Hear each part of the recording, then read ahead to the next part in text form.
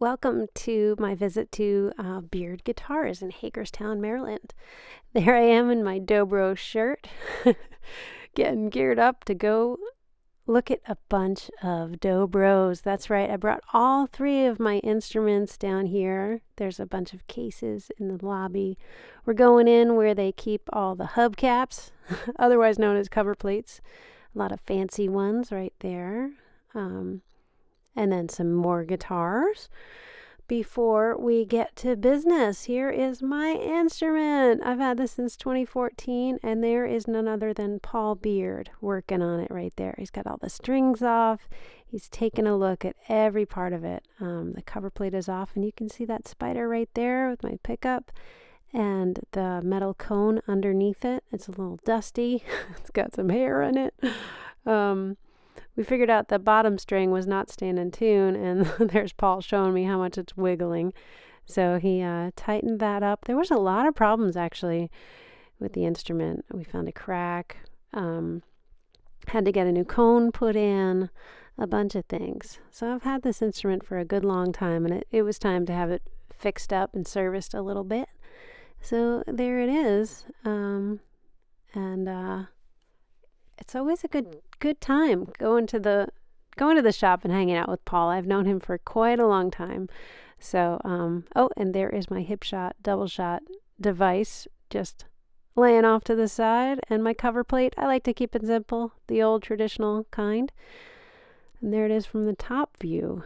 Now I'm going to take you back into the workshop. I don't know what that thing does, but it's cool looking.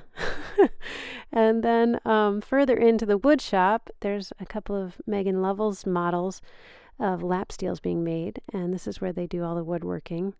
Beautiful. It smells amazing in there. And in the way back is where Paul is fixing. There we go. He took everything to the way back over there.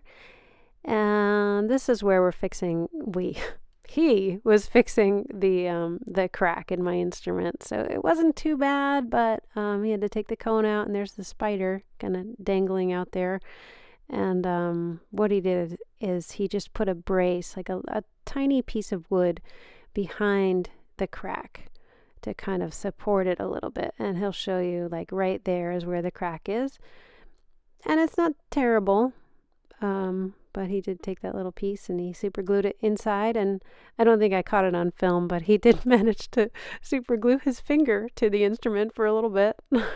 Kind of funny. But it's so neat to see the inside of it.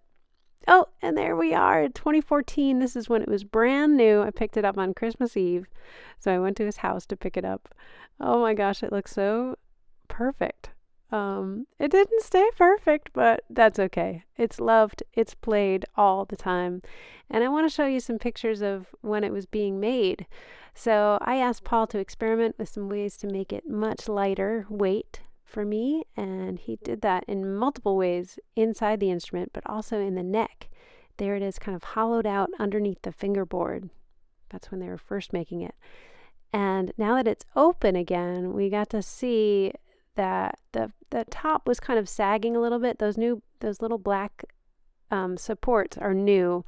We put those in because everything in there is kind of hollowed out a little bit lighter than most instruments.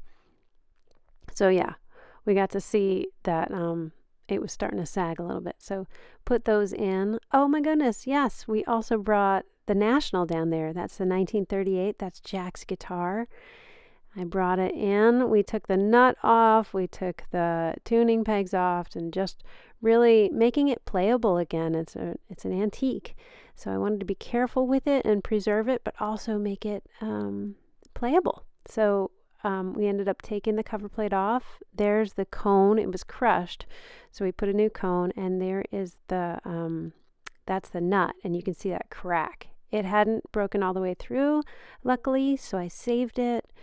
And that's something that we can just preserve.